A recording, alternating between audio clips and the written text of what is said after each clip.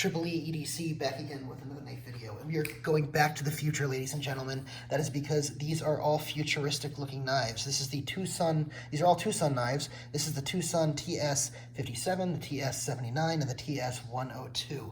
Now, I'm going to review these together. They were all loaned to the channel by Stud Fishing. Stud Fishing, thank you so much for loaning these to the channel for me to review and to check out and to just be able to show everyone. So let's go ahead and look at these real quick. Like I said, they're all futuristic looking knives, and they all have their own merits, which we will discuss separately. I'll go ahead and order and go through them, but I will talk a little bit about them on the whole, and then I'll go into some of the individual characteristics of them. So Tucson Knives in general, for those of you who don't know, Tucson's been around for a little while. It's a Chinese company, and they make a lot of knives in titanium and D2 with ceramic bearings. These all are titanium in D2 with ceramic bearings.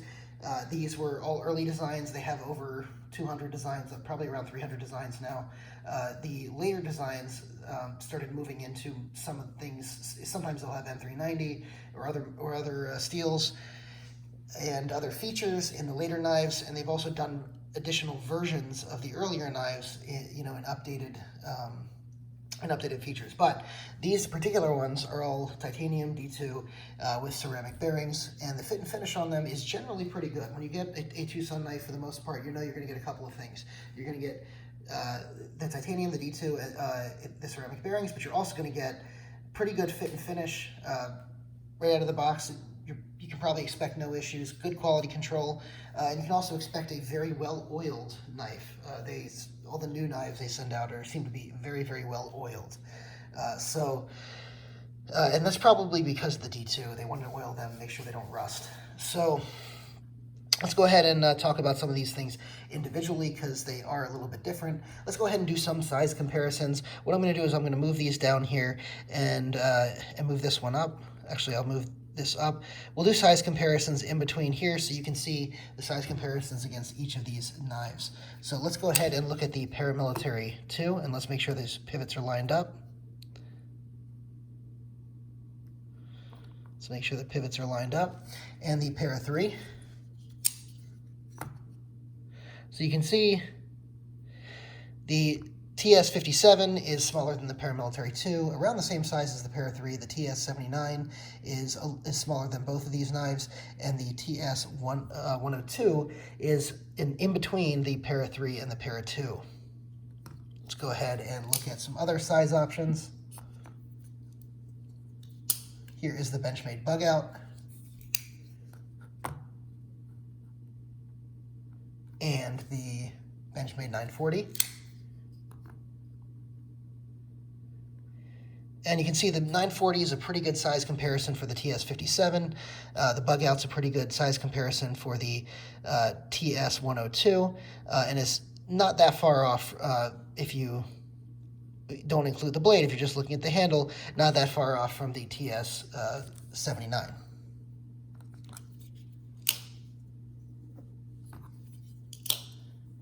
Here also is the Griptilian. And let's do the Kershaw Bareknuckle, something in the price range. So you can see all these knives are shorter than the Bareknuckle and the Griptilian. I think that'll do for size comparisons. Let's talk about some of these knives individually. So the TS57 is, like I said, they're all D2. This has a plain pivot, very, very nice milled titanium. You can see the milling marks on it.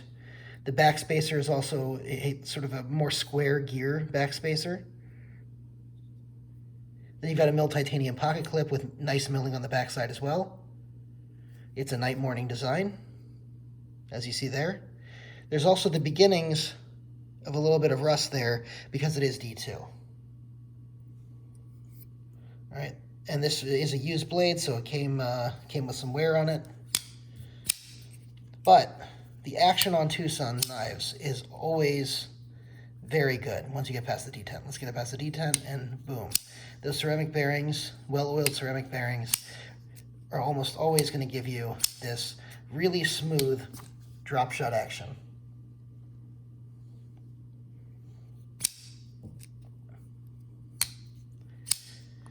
And it's true not just for that knife, but also for this knife. Oh, I have my finger on the lock bar, I think, on that one because it's so small. Oh, this one's a little tighter. It's hard to hold this one while not holding the lock bar. Yeah, that's a little smoother there. And the action on this one, also pretty much drop shut smooth.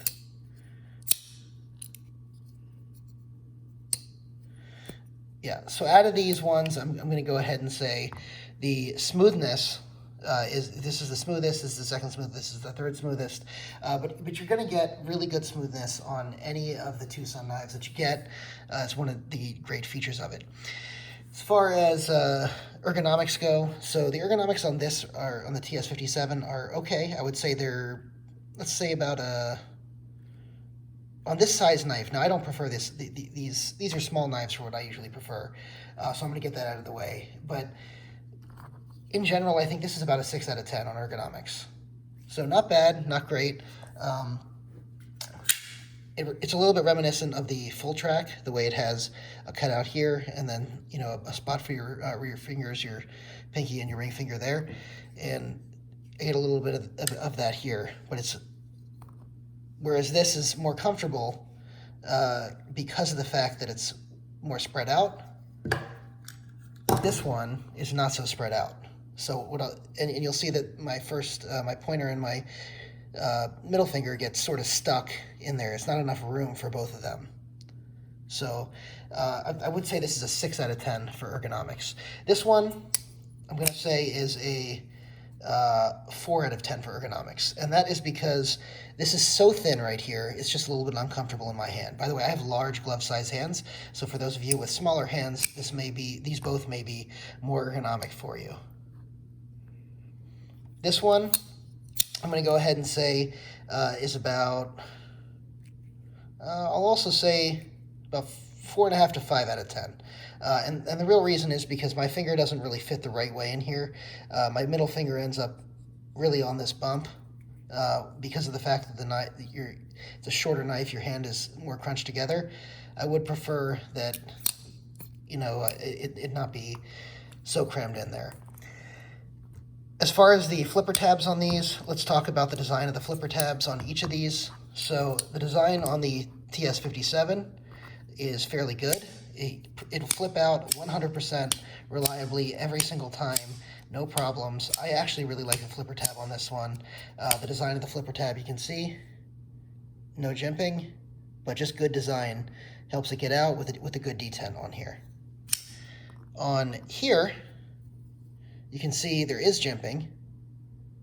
It's a little bit functional. It's not sharp, but because the design of the tab is so far recessed in with only a little bit out here, and the handle's so thin, it'll deploy if you're paying attention to it, but you really have to light switch that down in order for it to come out. It does fire hard when it comes out, and the tail end of this, the detent feels like you can feel the detent because it's so well, the detent's up here, but you can really feel the detent, you know, down here because the handle's so thin. So just an interesting thing to keep in mind. The flipper tab on here I actually hate because it's so small and the detent is actually not good. So, you know, I can get it out, but a lot of times I'll be trying to flick this out. Of course, it's working now, but before, yeah, there you go. Before I was having problems where it was sort of misfiring. And so I would say you have, you know, you have times where you just roll over it and doesn't actually open. You have times where, you know, you open it and it doesn't fire all the way out. So I have to say, as far as the flipper tab goes, I don't like the flipper tab and the detent on the TS102. I'm, you know, mediocre on the TS79 and very happy with the detent and flipper tab on the TS57. Let's go ahead and talk about aesthetics overall. So angular designs, futuristic designs are not really my cup of tea. Overall, I'll tell you that is just my bias to begin with. That being said, I do find this to be the most attractive knife. I think a lot of the milling on here is really attractive. The angular designs on here are consistent and for the most part beautiful. I think that this is a little bit, you know, sort of out there with the, you know, inlays. Not really my cup of tea. I think this would probably fit, you know, some people's taste. Some people would definitely like this, but not my cup of tea. You guys can judge for yourself on aesthetics. Obviously, you know, I'm not the only one with eyes, and we all have different tastes. This one is interesting. I kind of like the design on it, and I kind of like the red, but I kind of don't like the red. Mainly because it has this, sorry, I hit the camera. It has this sort of sticker type like look to it. I don't know if this is actual carbon fiber or a sticker. You know, I would prefer probably if it had some additional titanium and not had the carbon fiber on it. But I do think it looks kind of interesting, and overall I can roll with it. All right, let's talk about blade shape and usefulness. So this obviously I think has the most useful blade, the TS57. So you have a good amount of flat right here with a little bit of a soft belly. It has this grind that gets thinner as you go out. Whoop, lost my microphone there. AirPods like to pop out of my ears. In any event, the blade shape on here, like I said, has that sort of slicer grind, that hinder-ish slicer grind, and it sort of thins out as you get closer to the edge over here. So it's a little bit thicker behind the edge here and thins out over here. And I just think it's a great grind, and this cuts pretty well. This one is sort of all belly, but it's a soft belly. So I think it actually is pretty utilitarian. It reminds me a little bit of the Spidey Chef and how that goes. So let's go ahead and take a look at the Spidey Chef. So this one has a lot of soft belly on it too. You know, sort of a gradual belly, and then all of a sudden it curves up at the end. This one, you know, you can see it matches it a little bit as far as the beginnings of the blade. So you get that nice, you know, utility off of that blade shape. This blade, it's fully flat ground. It's an interesting blade shape. It cuts fairly well down here, but over here it's a little bit thick behind the edge. Honestly, I don't get it a little bit on here. I'm not in love with this design overall, I think, this night morning design. So I like a lot of night morning stuff. Actually, one of my favorite two-sun knives is the TS16, which is also a night morning design. But a lot of the two-suns are night morning, and some of them are hit or miss, in my opinion. Overall, I would say the TS57 I can recommend as a pretty good knife. I think that if you like the TS57 and you get it, you'll be happy with it. I also think that it's a little small for me, so I wouldn't order it. But if you like knives, or your jurisdiction only allows knives around the 3-inch measurement, obviously check your local laws, check the actual specs before you order. But assuming this fits your legal parameters, it's a pretty decent option. The TS79, I think, it's a nice commentary, a nice what do you call it, a icebreaker, or you know, piece that people talk over. I know there's a word for it. It escapes my mind right now. A conversation piece. There we go. So it's a nice conversation piece. I think the blade is fairly useful and is fully flat ground all the way up, and for the most part is pretty slicey. So I can definitely recommend the TS79. I would say you have to be good and okay with the red carbon fiber or carbon fiber sticker that's there.